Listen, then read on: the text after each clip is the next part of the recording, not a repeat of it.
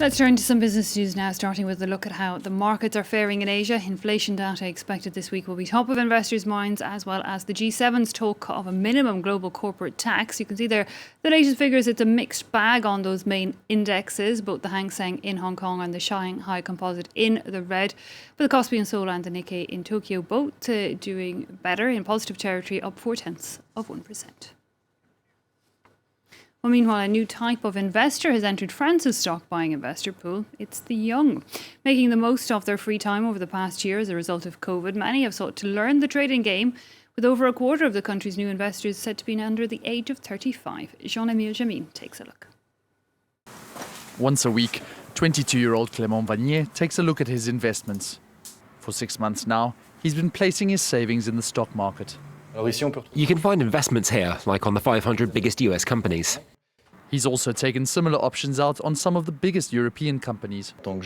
As a young person and during this period of COVID, I had no external expenses. So all the money I didn't spend on young activities, I put aside and invested in the stock market to try and make a profit. His current investment is in a winning position, increasing by 1.5% per month. The stock market has begun attracting a new and younger generation in France. Last year, there were 410,000 new investors. Among them, over a quarter were under the age of 35. Buying shares has become simpler than ever before. Several easy-to-use mobile applications have been launched on the market, with young people now less afraid to take risks. However, financial market authorities have called for restraint and caution. It's essential to remove the fun aspect. It facilitates the access, but of course we are in the world of investment with risks and strategies and also progressive portfolio growth. And all of these new investors will learn it as they go along. Stock exchange novices are currently putting in an average of €2,100, a figure 2 times less than experienced investors. United Airlines is hoping to bring back supersonic commercial travel. The aircraft carrier looks to be bucking the downsizing trend in the industry amid the ongoing coronavirus pandemic, investing some $3 billion in new supersonic aircrafts, one that they say will run on sustainable fuel. Meet the jet of tomorrow.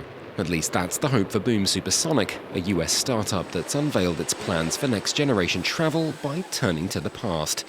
The world previously had Concorde, the British-French designed passenger jet that cut flight time between Paris and New York from nearly 8 hours to just 3.5. In 1970, her prototype clocked in at over 2,000 kilometers an hour. Concorde continued flying until 2003, a victim of soaring fuel and operational costs at the time. Now, though, Boom Supersonic's design, called the Overture, has drawn interest from United Airlines. The US carrier has already ordered 15, despite the obstacles that lie ahead. D'abord écologique, il faut réussir à faire un avion qui ne consomme pas trop de carburant et il faut qu'il ne fasse pas de bruit, alors qu'on a un bang supersonique normalement quand on va très très vite. Ensuite, il y a la dimension économique, ça coûte très cher de développer ce genre de choses, donc il faut réussir à lever l'argent. Et le développement technologique, normalement, ça doit être faisable, ça nécessite beaucoup de travail, mais avec de l'argent, ils y arriveront. Other firms have already tried and failed. Startup Aerion abandoned development on its own project through lack of funding, and that was despite support from Boeing. Either way, it'll be some time before the Overture takes to the skies. The first flight is planned in 2029.